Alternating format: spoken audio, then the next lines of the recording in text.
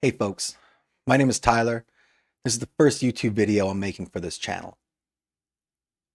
I realized recently that while I was reading Genesis and the Popol Vuh, that there were a lot of similarities between these two origin stories, and it kind of got me thinking, how many similarities are there between, all the other origin stories?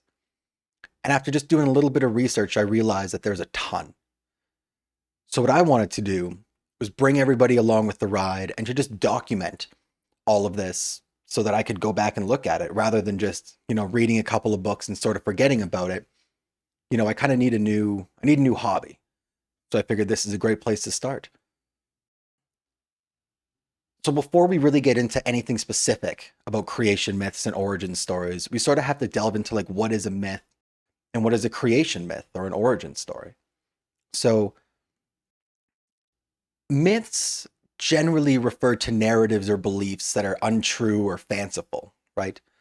They're stories that make up like nations, cultures, ethnic groups, and they describe characters and events.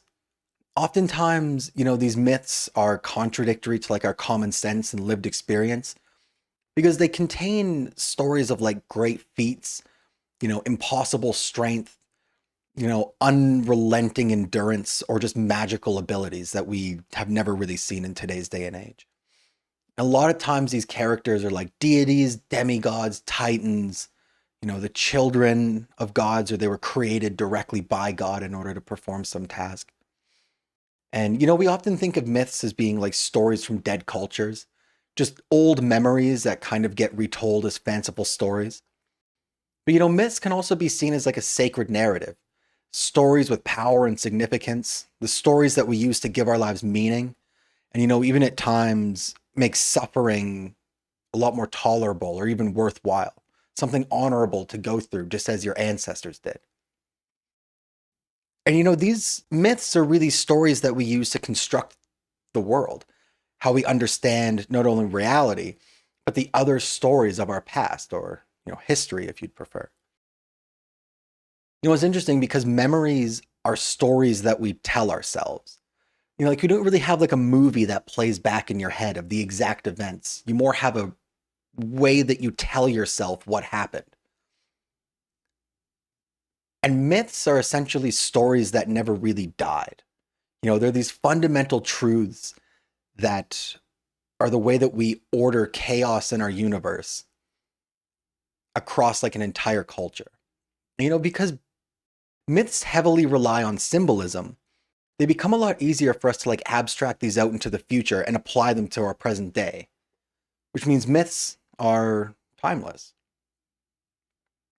And, just to go a bit deeper now, creation myths or origin stories are the most universal type of all myths. They're found in every single culture around the world and all across time.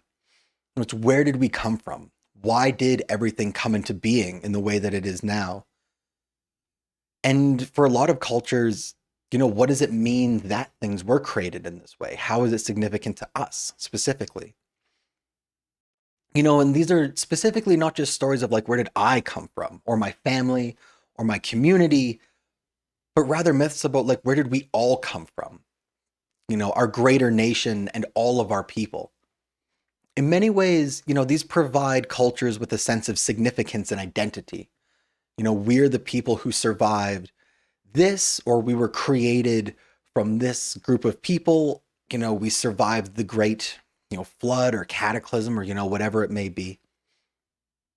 And creation myths are often deeply rooted aspects, both good and bad, of a culture.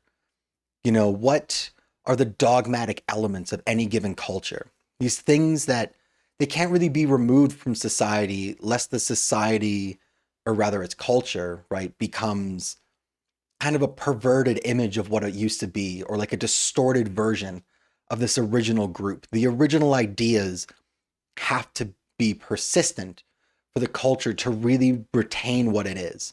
And of course, things can evolve, but you still need these like fundamental dogmatic beliefs to be a part of your culture.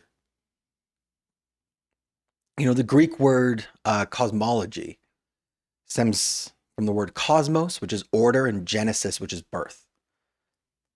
These myths literally create the universe as we know it. They help us form this mental image of everything that has been created, and it gives us a nice place to start from rather than just things kind of exist just because they do.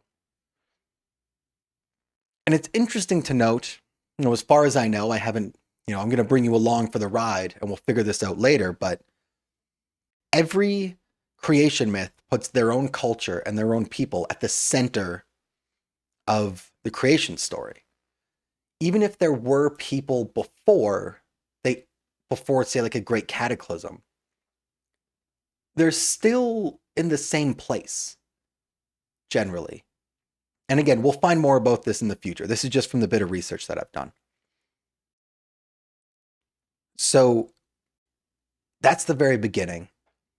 The next video, we're going to start talking about what are the archetypes of creation myths, and then we're going to delve down, like really dig into what each type of creation myth archetype means, not just an overview of all of them. So I hope you stay tuned.